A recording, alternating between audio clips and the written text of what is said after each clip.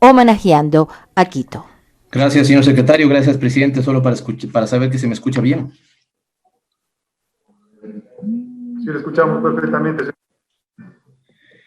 Gracias. Buenas tardes, Quito. Buenas tardes, país. Buenas tardes, asambleístas. Buenas tardes a todos los que nos pueden ver y escuchar. Seré muy breve con algunas ideas nada más, contextualizando la necesidad de que hablemos de Quito y le rindamos un tributo y un homenaje. Y por eso me parece que el tributo y el homenaje que necesita Quito es absolutamente injusto circunscribirlo a sus 486 años de fundación. No, Quito no empieza con la fundación española. Quito es una ciudad milenaria. Quito es cuna de la filosofía y de la cultura andina, y habría que reconocer a ese Quito que se remonta muchísimos años más atrás que la fundación española. Pero sobre todo Quito es la ciudad más linda del mundo, sin duda alguna. Los que somos quiteños nos preciamos de eso, de haber nacido y de vivir en la ciudad más linda del mundo. Y no es exactamente la más linda por su, digamos, configuración geográfica, por los paisajes que tiene. Quito es la ciudad más linda del mundo por la amalgama de todo lo que supone. Supone cultura, supone arte, supone tradiciones, pero fundamentalmente supone unos habitantes y una sociedad absolutamente solidaria. Unos habitantes y una sociedad rebelde también, unos habitantes y una sociedad altiva. Ese Quito que fue básicamente cuna de la visión independentista que tuvieron luego varias sociedades de América Latina, ese es el Quito que tenemos, ese es el Quito que, digamos, en su espíritu deja ver que siempre pensamos en la libertad, siempre pensamos en la igualdad, en la justicia, en la equidad, como los valores fundamentales que deben animar no solamente a una ciudad, sino a una sociedad y un Estado. En este sentido, yo quisiera hablar no de la historia de Quito, quisiera simplemente ceñirme a unas 5 ideas para pensar el Quito del futuro, el Quito de la pospandemia. Algunas de ellas seguramente estarán expresadas en un libro que entiendo está por salir de algunos entre políticos, intelectuales, académicos, hombres y mujeres, pensando las ciudades de la pospandemia y pensando el Quito de la pospandemia. De Quito se puede hablar muchísimo de su historia, pero me parece que también estamos para hablar de su futuro y en ese sentido yo quiero imaginarme junto con los quiteños y las quiteñas, y cuando digo los quiteños y las quiteñas, no me refiero a los que nacieron en esta ciudad, me refiero a los que hacen cotidianamente esta ciudad, los chagras que han hecho esta ciudad, los extranjeros que han hecho esta ciudad y se convirtieron en chuyas quiteños, me refiero fundamentalmente a ellos para que podamos pensar en conjunto el Quito que podemos idear después de la pospandemia.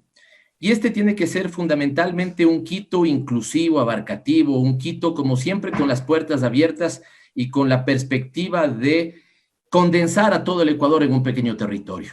Por eso, antes de referirme a esas ideas, quiero señalar mi rechazo y mi discordia con algunas expresiones que fueron señaladas por algunos asambleístas en alguna sesión, algunas sesiones pasadas, donde daban a entender que, por ejemplo, a partir de los hechos de octubre se había recogido o se había recibido en la ciudad un conjunto, a una especie de conjunto de intrusos. Creo que ese no es el espíritu de los quiteños. El espíritu de los quiteños y las quiteñas es efectivamente condenar todo acto que violente el orden público, fundamentalmente si es que este es violento, si, digamos, afecta a la libertad y a las, digamos, prerrogativas y los derechos de los otros ciudadanos. Evidentemente que todos rechazamos eso, pero no podemos hacer de esta una ciudad como si cuando otros nacionales están aquí es como si recibiríamos intrusos en nuestras calles. No, Quito, decía, es básicamente el Ecuador en pequeño. Así que mi discordia con esa visión, porque Quito está hecho básicamente de todos los ecuatorianos y de todas las ecuatorianas que amamos este país y que, insisto, amamos esos ideales para nuestro país y para nuestra sociedad. Todavía no estamos en la pospandemia. Sería un error creer que han pasado los momentos más duros de la pandemia y que ya estamos para pensar en la reconstrucción de nuestra ciudad y nuestro país. No, no es así. Todavía tenemos cosas muy dolorosas de parte de un Estado que mientras el mundo vive una pandemia, en el Ecuador lastimosamente vivimos una catástrofe. No me voy a referir a eso, creo que todos estamos lo suficientemente indignados de cómo ha sido llevada aquí, digamos, la atención a la pandemia. Y creo que lo que sí deberíamos estar pendientes y claros es que no estamos en la etapa de la pospandemia. Queremos sí que llegue la etapa de la pospandemia y debemos pensar cómo afrontar esa pospandemia y a eso me quiero referir. Pero cuidado, nos confundimos y creemos que lo peor ha pasado. Por eso sí comparto con aquellos que consideran que este no es el momento de los lindos festejos que hemos hecho aquí, jugando 40, bailando sus comparsas, asistiendo a la carrera de coches de madera, haciendo bailar el trompo, digamos, ya sea en el piso o en nuestras manos. No, lastimosamente hoy no estamos para eso, pero eso no nos quita a que los quiteños, las quiteñas y quienes vivimos en esta hermosa ciudad gritemos ¡Viva Quito!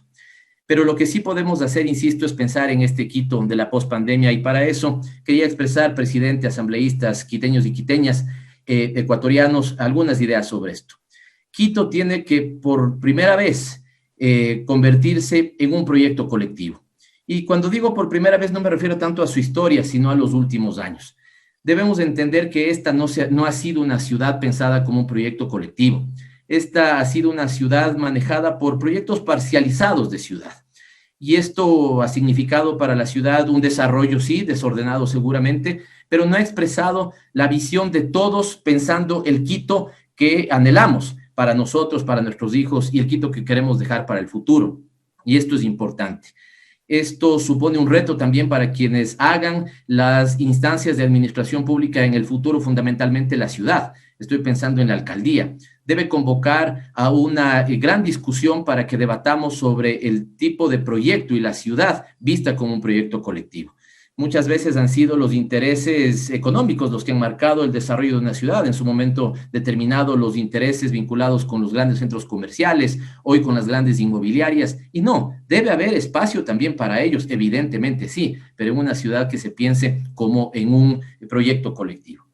El segundo es que la pandemia nos ha llevado a mirar nuevamente las ciudades de los barrios. Cuando empezó la pandemia conocí de un barrio tradicional del norte de Quito que estaban haciendo una aplicación para que esta aplicación pueda conectar, por ejemplo, oferentes de servicios y oferentes de bienes con los consumidores en el espacio de su barrio, de su localidad. Me pareció una idea genial, no sé si ya la habrán logrado consolidar y cristalizar, pero me parecía que permitía entender otra forma de dinamismo económico de las ciudades. Estas ciudades como la de Quito, que es una metrópoli y amamos vivir en ella, ¿no es cierto? Amamos su espíritu cosmopolita, pero también tenemos la necesidad de regresar al barrio, y para eso quienes tenemos algún mínimo de responsabilidad sobre los temas públicos debemos pensar que la ciudad se estructure y se piense desde el barrio. Qué bien que hoy se pueda pensar como un tercer elemento que ponga en debate la promoción y la generación de empleo desde lo local. Quito tiene la posibilidad de hacer cosas que se hacían antes desde lo nacional y que se han dejado de hacer. Acertadas unas, seguramente equivocadas otras, pero pensar, por ejemplo, en las compras públicas como un motor de desarrollo de la ciudad. Pensar en la posibilidad de que el gobierno de la ciudad también genere espacios, si ustedes quieren, de generación de empleo cuando las situaciones emergentes así lo ameritan, y esta es una situación emergente.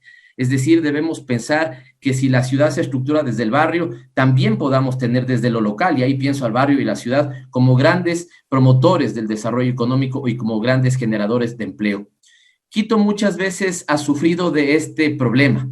Su visión nacional ha hecho que retrase muchas veces sus expectativas de desarrollo local. Y esto no puede ser así. No significa esto que releguemos las expectativas del resto del país, sino que de alguna u otra manera, digamos, la propia proactividad de la ciudad haga que igualemos espacio en esas materias, en la promoción económica y la generación de empleo, y creo que tiene que ser visto así. Un cuarto elemento es que, como nunca antes, se valoriza el espacio público, y quienes están al frente de la ciudad así deberían entenderlo. Esta es una ciudad que debe ver el espacio público como sagrado, porque en ese espacio público se promueve la educación, en ese espacio público se cuida la salud, en ese espacio público se construye la cultura física, en ese espacio físico tenemos una convivencia, y esta convivencia debe ser pacífica, y así debe ser entendida. El espacio público, por lo tanto, no es solamente lo que el gobierno de la ciudad haga sobre ese espacio público, sino la corresponsabilidad de los ciudadanos en cuidar ese espacio público. Y esto es fundamental. Desde el simple detalle de que cada ciudadano utilice en este momento su mascarilla cuando sale a la calle, el simple detalle de que cuando salen con sus mascotas, ¿no es cierto?, recojan los desperdicios de esas mascotas es importante. El simple detalle de que sepamos valorar la calidad del aire para nuestros niños.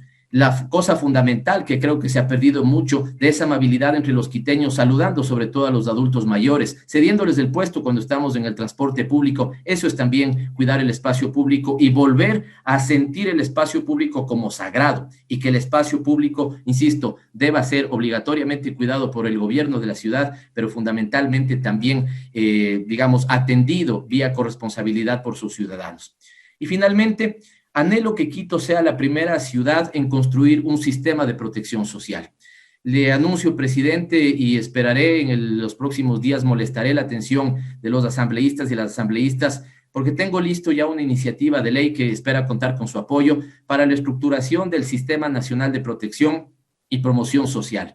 Si algo ha puesto en debate la pandemia, es que las sociedades deben construir una red de cuidados y de protección social para aquellos que de alguna u otra manera caen en los peldaños sociales.